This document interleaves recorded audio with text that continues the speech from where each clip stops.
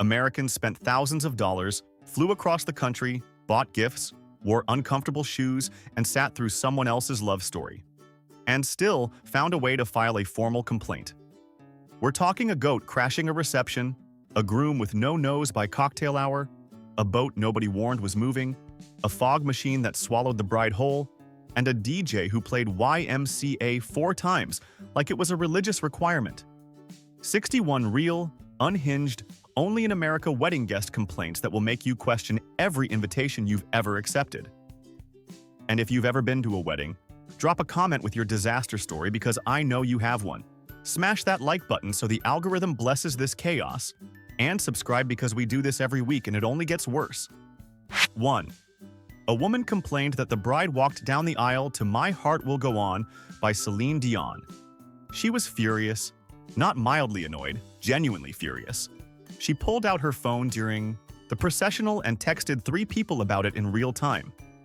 She argued that My Heart Will Go On is a song about a man who froze to death in the North Atlantic, and that choosing it for your wedding entrance is not romantic. It is a cry for help. She sat through the entire ceremony with the energy of someone filing a formal complaint in her head. Celine Dion was alive and well, and on a world tour somewhere completely unbothered while this woman's wedding experience sank like the Titanic. 2. A man filed what can only be described as an emotional damage report after the couple served wedding cake before dinner. He was starving. He had skipped lunch specifically for this dinner. He drove 40 minutes on an empty stomach like a man with a plan. Then a slice of carrot cake appeared in front of him, before a single bread roll touched the table. He stared at it. He looked around the room. He ate it in 4 bites because he had no dignity left. Then dinner arrived and he sat there holding a fork with the hollow eyes of a man who had lost something he could never get back. 3. A woman cornered the bride during the reception to formally complain that she had been seated at a table full of complete strangers. She was not whispering. She was not subtle. She pulled the bride aside with the energy of someone reporting a crime. The bride calmly explained that meeting new people is literally the entire point of a wedding reception. The woman was not satisfied. She suggested that next time the couple should email every guest a detailed biography of their assigned tablemates at least 2 weeks in advance so she could properly prepare her small talk topics. She said next time, to the bride, on her wedding day. The audacity was fully catered and seated at table 7. 4. A man at an outdoor beach wedding submitted what felt like a written grievance about the ocean being too loud during the ceremony. He claimed the crashing waves completely drowned out the officiant and called it an inconsiderate oversight by the couple. He suggested they should have either chosen a quieter beach or timed the vows to fall in between wave sets. He genuinely wanted the bride and groom to schedule their lifelong commitment around the rhythm of the Pacific tide. The ocean had been doing its thing for 4 billion years before this wedding, and this man showed up in linen pants expecting it to pipe down for 20 minutes. 5. A man called the groom 3 days after the wedding to complain that the thank you card did not feature the toaster he had gifted them. The card had a beautiful photo of the couple looking happy and in love. This man looked at that card and felt personally erased. He argued that since a toaster is a practical and essential household item, it deserved visible placement in their thank you campaign. He used the words "thank you campaign" out loud with his mouth. He was not giving a gift. He was apparently expecting a full product sponsorship in someone else's marriage. The couple thanked him anyway. He did not feel thanked. 6. A man at a beautiful historic mansion wedding spent the entire reception loudly complaining that there were no electrical outlets near his dinner table to charge his phone. He did not complain once. He complained repeatedly to anyone within earshot, like a man delivering a keynote speech about inconvenience. He genuinely believed that a 150-year-old landmark should have been rewired around his battery percentage. The mansion had survived 2 world wars and 4 presidents, and this man nearly took it down with a dead iPhone and an attitude. The bride later said it was the most exhausting conversation she had ever witnessed at her own wedding. 7. A woman stormed up to the wedding coordinator to complain that the centerpieces were too tall. She could not see a single person across the table. She sat at that table for 4 hours talking to no one because a floral arrangement the size of a small tree had completely blocked her social life. She described it as being trapped in a botanical isolation chamber. She had dressed up. She had driven far. She had a full face of makeup on and nowhere to aim it. The florist had apparently won. The centerpiece stood tall and proud and completely indifferent to her suffering for the entire reception. 8. A woman complained after the ceremony that the ring-warming ritual had given her a full anxiety attack. Every guest was passed the wedding rings to hold briefly as a blessing. She held them. She panicked. She gripped them too tight. Then she dropped one. It hit the floor and rolled under a chair, and she watched it happen in slow motion like a nightmare she could not escape. Nobody saw it. She picked it up quietly and passed it along like nothing occurred. She then complained about the whole tradition afterward with the confidence of someone who had not just nearly lost a wedding ring in front of 200 people. 9. A man complained that the groom cried so hard during the vows that his microphone kept cutting out from the moisture. He paid a babysitter $40 to sit at home with his kids for this ceremony, and he could not hear a single word of it. He stood there watching a man sob into a microphone while the most important promises of his life were swallowed by feedback and tears. He later said he pieced together the vows from context clues and lip reading. He submitted this complaint with the energy of a man who had been genuinely wronged. The groom was still crying during cocktail hour and remained completely unapologetic about it. 10. A woman complained that the seating chart was the size of a post-it note hanging on a wall for 200 guests. There were assigned seats. There were name cards at the tables. But finding your name on that chart was a physical and psychological challenge that nobody had prepared for. She described it as a scavenger hunt she did not sign up for in heels. People were crowding around this tiny chart shoulder to shoulder, squinting like they were reading ancient scripture. She found her table after 11 minutes. She sat down. She was already exhausted and dinner had not even started yet. 11. A woman complained that the bride's mom gave a 47-minute toast. Not 40 minutes, not 50 minutes. 47 specific minutes of a woman with a microphone and absolutely no awareness of the room.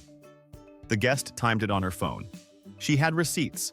She sat there watching her champagne go warm and her will to live go cold, while this woman narrated her daughter's entire life from birth to present day with extended detours into family vacation memories from 1987. The other guests stopped reacting around minute 12. By minute 30, the table had collectively entered a dissociative state. The bride smiled through all 47 minutes like a woman who had heard every single word of this before. 12. A man complained that the Unity Sand ceremony used glitter instead of sand.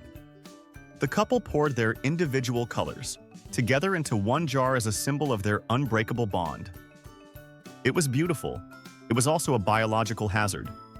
The glitter launched itself into the air and attached to every surface within a 10-foot radius, including his suit jacket, his dress shoes, and somehow the inside of his left ear. He drove home sparkling. He found glitter on his steering wheel 3 days later. He found glitter in his bathroom 2 weeks later. He complained that 2 years on his car still catches light at certain angles and he has never fully emotionally recovered. 13. A man complained that the flower girl was 17 years old and taller than the bride. He was not being mean. He was genuinely confused about the creative direction of this wedding. She walked down the aisle in a white dress, scattering petals with the quiet dignity of a woman who had somewhere better to be. The guests did not know whether to coo or applaud. Nobody said anything. The bride said nothing. The groom said nothing. The photographer just kept shooting. He sat in his seat trying to figure out at what point in the planning process this had seemed like the obvious choice and found absolutely no logical answer. 14. A man at table 3 complained that the buffet ran out of chicken before it reached his table. He watched table 1 go up. He watched table 2 go up. He sat there patient and hopeful, like a man who still believed in the system. Then table 3 was called, and he walked up to find an empty tray with a serving spoon resting sadly inside it, like a monument to his disappointment. He took extra pasta.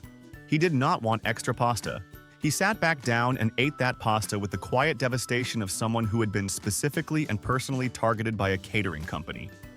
He has not fully trusted a buffet line since. 15. A woman complained that the wedding was completely dry with zero alcohol for guests. but featured a fully open wine bar exclusively for the bridal party on the same stage in front of everyone. She watched bridesmaids sip Chardonnay in real time while she nursed a sparkling water and tried to feel festive about it. The contrast was not subtle. It was not accidental. It was 8 people in matching dresses drinking freely while 200 guests sat below them in a state of collective sobriety and confusion. She described it as the most public display of preferential treatment she had ever witnessed at an event she paid to attend. 16. A man complained that the officiant mispronounced the groom's name 3 times during the ceremony and then visibly gave up trying. Not a complicated name. A name the groom had been using his entire life without issue. The officiant attempted it confidently the first time and got it wrong. He tried again during the vows and got it wrong again. By the 3rd attempt, he had created an entirely new name that belonged to nobody in the room.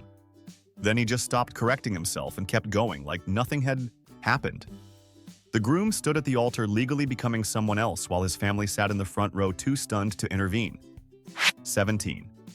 A woman complained that the couple released butterflies at the end of the ceremony, and one immediately died on the bride's dress. Not flew away, not disappeared into the sky like a symbol of new beginnings. Landed on the dress and stopped moving within seconds of being released in front of every single guest. The bride did not notice immediately. The photographer noticed. The photographer kept shooting anyway. The woman sitting in the 4th row watched this entire sequence of events unfold and described it as the most aggressively bad omen she had ever personally witnessed at a celebration of love. The bride found out at the reception and handled it with far more grace than the butterfly had. 18. A man complained that the couple scheduled a mandatory group photo at 2 in the afternoon in direct Arizona, July. Sunlight. Not morning. Not evening. 2 p.m. in July in Arizona, which is essentially the surface of the sun with better signage. He stood there in a suit squinting into light that had no business existing at that intensity, while a photographer cheerfully asked everyone to move closer together. He could feel his dress shoes melting slightly. He smiled anyway because what choice did he have? He complained afterward that his retinas had not fully forgiven him, and that he now associates the concept of love with physical pain and temporary blindness. 19. A woman complained that the wedding slideshow included a photo of the groom's ex-girlfriend, and nobody said a single word about it. It just appeared on the screen between a beach vacation photo and a Christmas morning shot like it belonged there. The room went completely silent for 3 seconds, which at a wedding reception feels like an eternity. She looked at the bride. The bride's smile tightened by exactly 2%. She looked at the groom. The groom stared straight ahead like a man who had just seen his entire future flash before his eyes. Nobody acknowledged it. The slideshow moved on. The guests spent the rest of the reception pretending they had not all seen the same thing. 20. A man complained that the couple's first dance lasted 11 full minutes. Not 3 minutes. Not 5 minutes. 11 minutes of 2 people swaying to a custom-blended medley of 5 different songs that had been stitched together like a musical quilt nobody asked for. He timed it. He watched the entire room slowly shift from smiling to swaying, along to standing completely still to quietly checking their phones to dissociating entirely. By minute 8, the flower girl had sat down on the dance floor. By minute 10, an elderly guest had located a chair and committed to it fully. The couple looked deeply in love. Every single other person in that room looked deeply tired. 21. A woman complained that the couple placed a QR code for their wedding registry at every single place setting on the dinner tables. Not at the entrance, not on the invitation. At the dinner table, during the meal. She sat down to eat and found a little card propped up next to her fork, pointing her directly to a website where she could buy this couple more things after already buying them things to get through the door. She looked around the table to confirm she was not imagining this.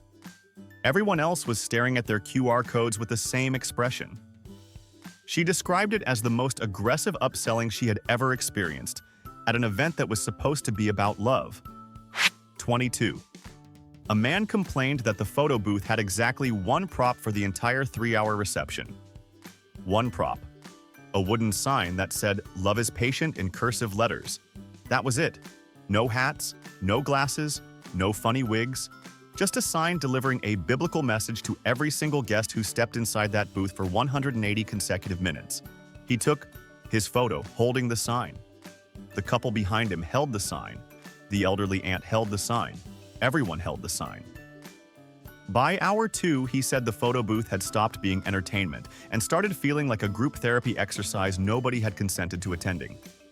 23. A man complained that the venue lost power completely in the middle of the ceremony. The officiant did not stop. He kept going from memory in the dark with the quiet confidence of a man who had done this before and the quiet terror of a man who had absolutely not. He got through most of it. Then he got the vows wrong. Not slightly wrong, noticeably wrong. He swapped entire sentences and added a line that appeared in no version of any vow ever written. The couple repeated it anyway because the lights were still off and nobody had a better option. The guests sat in the dark, listening to two people accidentally promise each other something nobody could fully verify. 24. A woman complained that the bride's 15-foot dress train knocked over her champagne glass twice during the reception, and she received zero acknowledgement either time. Not a glance, not a sorry, not even a brief moment of eye contact that communicated awareness. The bride floated through the reception like a ship leaving a wake of minor devastation behind her and kept moving forward completely unbothered. The first knock was an accident. The second knock was a pattern. By the end of the night, this woman had lost 2 full glasses of champagne to a dress that had no business being that long indoors, and she filed this complaint with the exhausted energy of someone who deserved better. 25. A woman complained that the couple played a newlywed game during the reception, and the groom openly admitted on a microphone in front of everyone that he does not like his mother-in-law. Not implied it, not hinted at it. Said it directly into a live microphone with full commitment while his mother-in-law sat in the front row 4 feet away from the speaker. The room made a sound that was not quite a gasp and not quite a laugh, but existed somewhere in between. The mother-in-law's face did something that required significant facial muscle control to maintain. The bride laughed nervously. The groom realized approximately 2 seconds too late what he had done and kept smiling anyway. 26. A woman complained that the seating chart placed her directly next to her ex-husband and his new wife at the same table for an entire 4-course dinner. She found her seat. She looked to her left. She looked to her right. She sat down with the composed expression of a woman making rapid internal calculations about her evening. She described the appetizer course as tense. She described the main course as a psychological endurance sport. She said the dessert arrived and she ate it with the focused energy of someone who needed something good to happen immediately. She later confirmed to the bride that this was not an accident, and the bride did not deny it with enough conviction to be believable. 27. A man complained that the couple's wedding hashtag was 47 characters long. He stood at the reception trying to type it into Instagram and gave up twice before finishing it.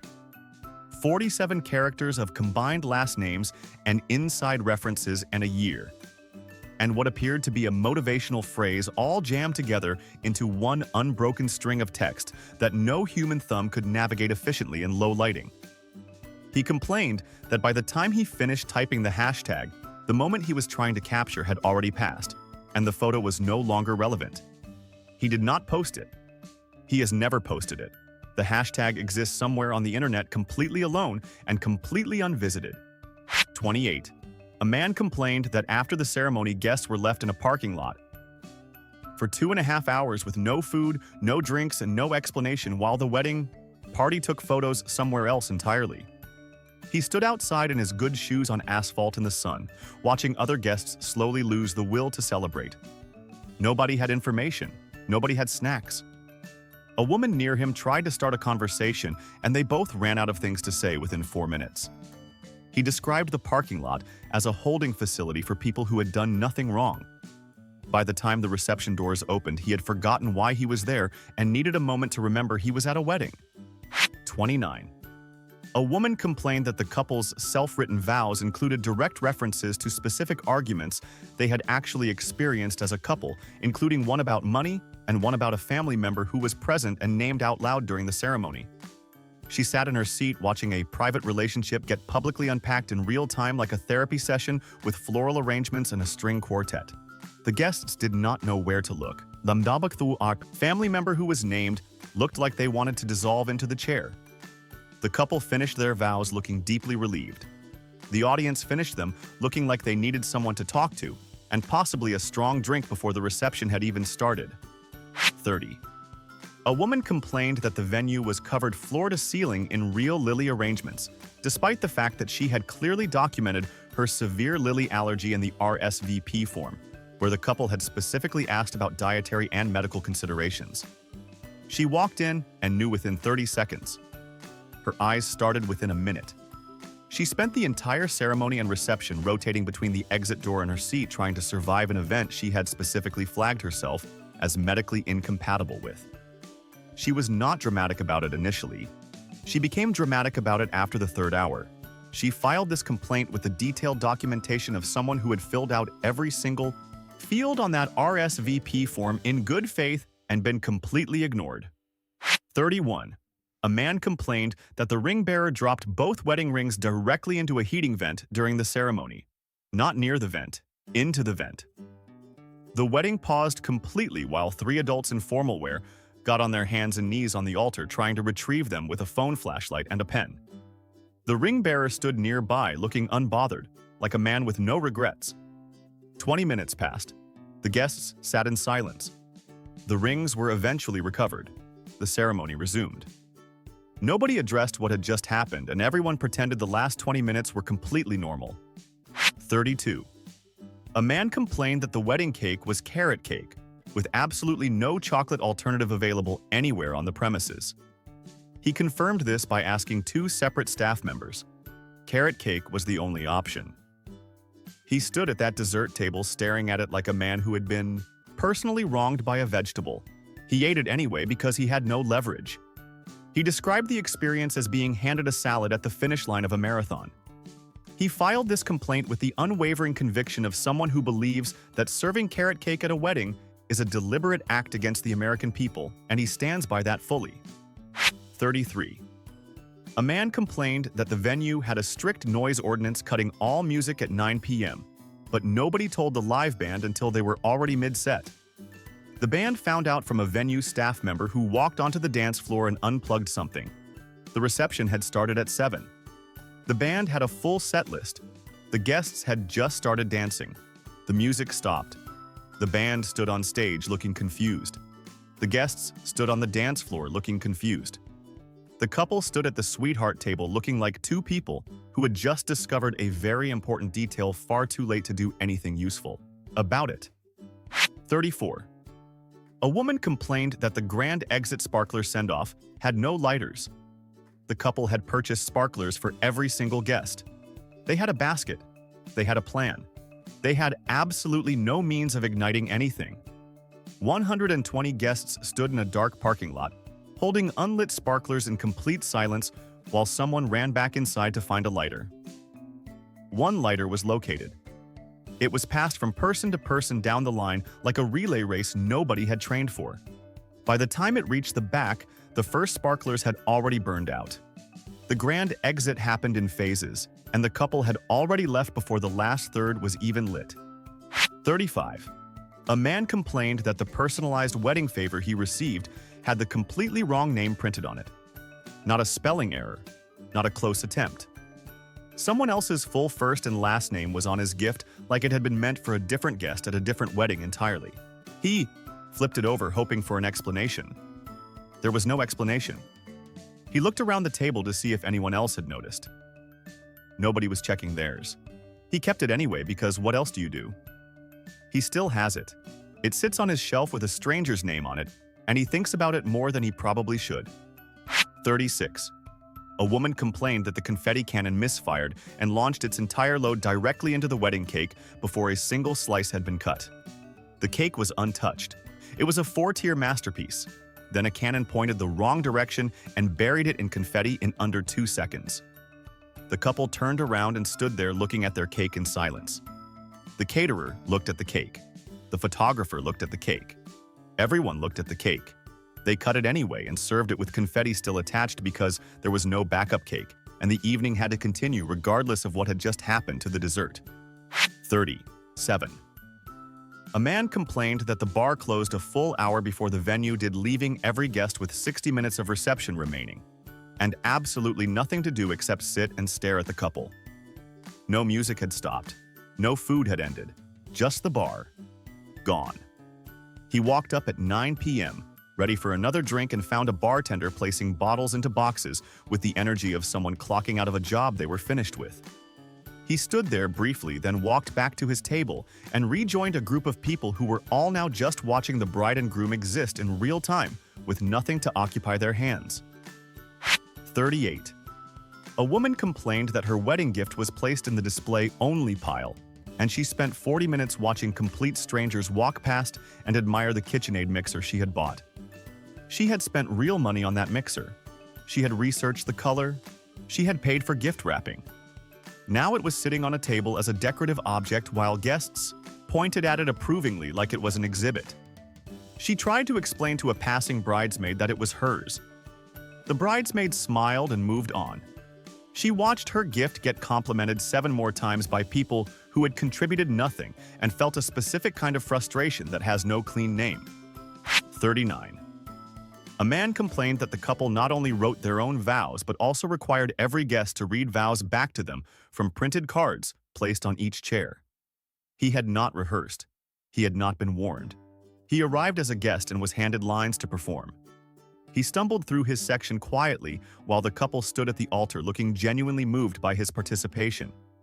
He was not moved. He was ambushed. He described the experience as being pulled on stage during a show he had specifically paid to watch from a safe distance, and he has not fully forgiven the seating arrangement for putting him in the 3rd row. 40. A man complained that the DJ played YMCA 4 separate times over the course of one reception. Not as a medley, not as a throwback segment. 4 full, complete, unironic plays of the same song spread across the evening like the DJ had a personal mission to test the limits of human tolerance. He danced the first time because it was expected. He sat down the second time. By the 3rd time, he was checking the exits. The 4th play happened during what should have been the last slow song of the night, and he stood on the dance floor staring at the DJ booth with an expression that communicated everything he could not say out loud in a rented venue. 41. A man complained that the wedding dinner was family style, but his table had 14 people and arrived with exactly 2 bowls of pasta and 1 serving spoon between them. He watched the first 4 people serve themselves generously with no awareness of the mathematics involved. By the time the bowl reached him, it contained enough pasta for a small bird. He scraped it onto his plate with the quiet dignity of a man accepting defeat. He sat at a wedding he had dressed up for eating 17 pieces of penny and pretending everything was fine. He has never looked at a serving bowl the same way since, and he tips heavily at Italian restaurants now out of pure emotional trauma. 42. A woman complained that she drove 4 hours to attend a destination wedding that was held on a Tuesday. Not a Saturday, not even a Friday, a Tuesday. She requested 2 days off work. She booked a hotel. She bought a new dress. She arrived at a vineyard on a weekday afternoon surrounded by people who also looked mildly confused about the calendar. She sat through a beautiful ceremony on a Tuesday like it was a completely normal thing that people do. She filed this complaint on the drive home on a Wednesday, still in her formal wear because she had a meeting at 9 a.m. and absolutely no time to change before getting back to real life. 43. A man complained that dinner was not served until 10:45 at night. He had a medical condition. He had flagged it. He asked a staff member at 9 p.m. and was told with a bright smile that dinner was running fashionably late. He did not find this fashionable. He found it a medical concern dressed up in a phrase that meant nothing to his blood sugar. He sat at his table watching the cocktail hour stretch into a 2nd hour and then a 3rd, while the couple danced and the candles burned lower and his patients exited the building entirely. He ate 3 bread rolls off a passing tray and filed this complaint from the parking lot at 11 p.m. 44. A woman complained that the couple's first kiss lasted so long at the altar that the priest visibly looked away and checked his watch mid-kiss. Not a glance. a full wrist raise and a look down at the dial with the expression of a man calculating how much longer this could reasonably continue. The guests started clapping to fill the silence. The clapping continued. The kiss continued. The priest put his wrist down and found something interesting to look at near the stained glass window on the left side of the room. The couple finally separated, and the priest smiled professionally and said something into the microphone that sounded warm but had the energy of a man ready to go home. 45. A man complained that a goat got into the wedding reception and nobody removed it for a full hour. Not a venue pet. Not a planned appearance. A goat from the working farm next door that found a gap somewhere and walked directly into a catered event like it had a +1. It moved between tables calmly. It investigated the buffet. It stood near the dance floor for a while observing. Staff members attempted to redirect it twice and failed both times. The couple eventually posed for a photo with it because the photographer suggested it, and honestly, the goat had been there long enough to earn it. It left on its own schedule, and the reception continued like nothing unusual had occurred. 46. A man complained that the photo booth at the reception required a $5 Venmo payment per strip. He had spent $400 to attend this wedding. He had bought a gift. He had traveled. He had dressed appropriately. He walked up to the photo booth ready to have a good time and was handed a small laminated sign explaining the payment process. He stood there reading it twice to make sure he understood correctly. He paid it because he was already standing there, and backing away felt worse. He took his photos. He did not look happy in a single one of them, and the $5 remains the most memorable part of his entire evening. 47. A woman complained that the couple's dog was the ring bearer and bit 3 separate guests during the processional. Not nipped. Bit. The bride described it afterward as his anxiety acting up, which the 3 guests with puncture wounds found to be an insufficient medical and legal explanation for what had occurred. He trotted down the aisle with the rings tied to his collar, looking adorable, and then made 3 very deliberate decisions about 3 very specific ankles. Each victim reacted quietly because it was a ceremony, and what do? They sat back down and spent the rest of the service wondering if a dog bite at a wedding qualified as something you could mention in the card. 48. A man complained that every single groomsman showed up in a different shade of brown because the groom had texted the word khaki to the group chat and assumed that covered everything. It did not cover everything. One man wore cream, one wore tan, one wore a brown so dark it read as chocolate at a distance. One wore actual khaki. They stood at the altar as a gradient of confusion while the photographer tried to arrange them by shade like a human paint swatch. The groom looked down the line during the ceremony and said nothing because there was nothing useful left to say. The wedding photos exist as a permanent record of what happens when a group chat does the job of a tailor. 49. A man complained that the wedding ceremony was held on a boat, and nobody disclosed in advance that the boat would actually be moving. He boarded in good faith wearing a full suit. Then the engine started. Then the water started moving. Then he started moving in a way that had nothing to do with dancing. He spent the entire ceremony gripping his chair with both hands trying to maintain the facial expression of a man who was fine. He was not fine. He made it through the vows. He did not make it through the appetizers. He filed this complaint from dry land with the pale and distant look of a man who needed several hours and a ginger ale before he could fully process what had happened to him. 50. A woman complained that the ice sculpture of the couple's faces melted unevenly throughout cocktail hour until the groom's side had deteriorated to the point where he had no nose and one eye. She watched it happen in real time. By the time guests arrived, the bride's side was still recognizable and composed. The groom's side looked like a surrealist painting made of water. Nobody moved the sculpture. Nobody addressed it. The photographer took photos next to it anyway, and the groom stood beside his own melting face, smiling, like a man who had made peace with impermanence. She described it as the most unintentionally philosophical centerpiece she had ever encountered at an open bar event. 51. A woman complained that the minister spent 40 minutes preaching about gender roles before anyone said a single, "I do."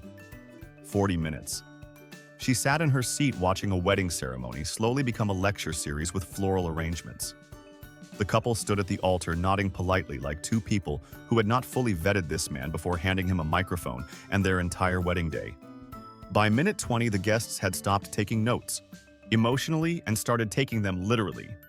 She described the vows when they finally arrived as the most earned 2 minutes of her entire year, and said she has never felt more relieved to hear the word kiss in her entire life. 52. A man complained that he discovered he had purchased a ticket to attend a wedding, not received an invitation, purchased a ticket. The couple had listed their wedding on Eventbrite as a honeymoon fundraiser, and he found out when the confirmation email arrived in his inbox with a price breakdown and a seating tier. He sat at the reception in the section his ticket price had assigned him and looked around at other guests who were also quietly processing the same information. He had also bought a gift. He did not mention the gift at dinner because bringing it up felt like it would only make the mathematics of the evening worse than they already were. 53. A man complained that the best man lost the real wedding rings the night before and showed up to the ceremony with 2 rings from a gumball machine in his jacket pocket as a contingency plan he had not fully thought through. He presented them at the altar with the energy of a man hoping nobody would look too closely. The couple looked closely. The couple used them anyway because the ceremony was already in motion and stopping to problem solve felt worse than committing to the bit. The guests watched 2 people exchange vows using rings that cost 25 cents each, and somehow it was the most emotionally complicated moment of the entire afternoon. 54. A woman complained that the wedding was strictly adults only, but the couple's own newborn was present in a bassinet, placed directly on the sweetheart table, and screamed for the majority of the reception. She had arranged childcare. She had paid for childcare. She had left her children at home because the invitation had been extremely clear. She sat at her assigned table listening to an infant broadcast its feelings through a room she had specifically traveled to as a child-free adult.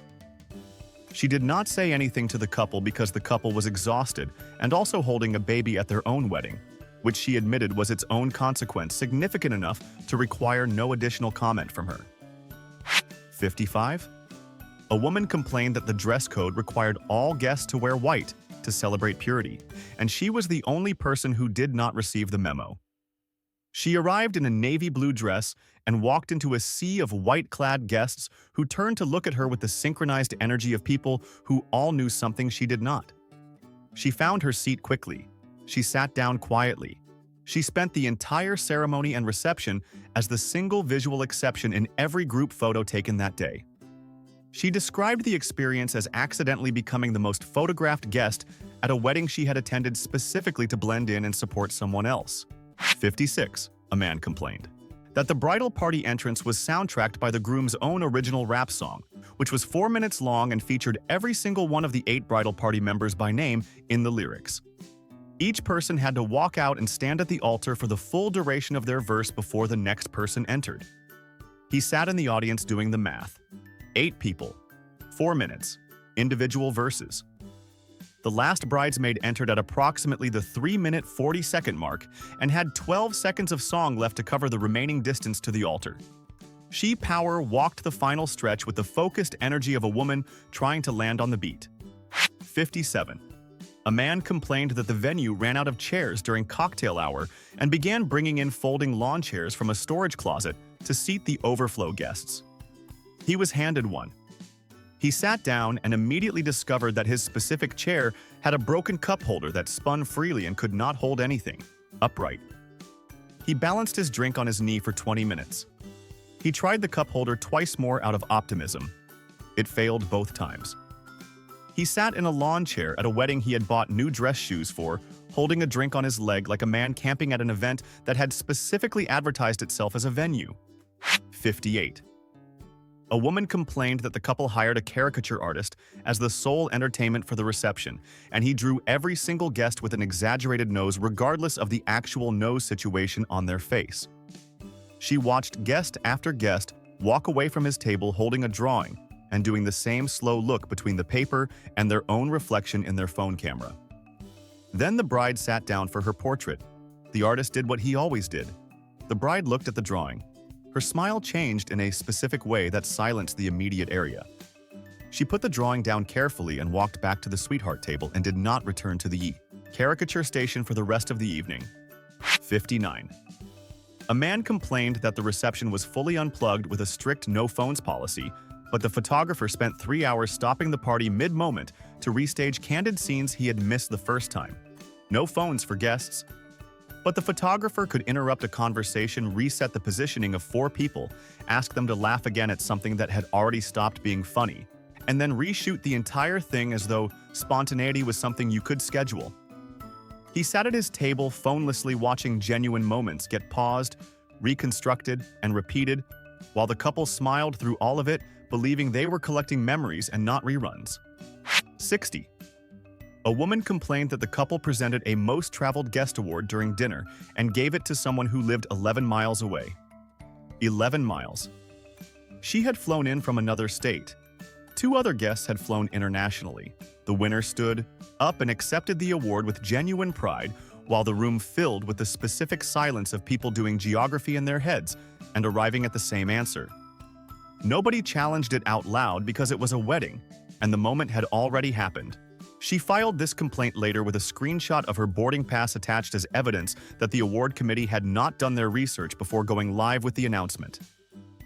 61.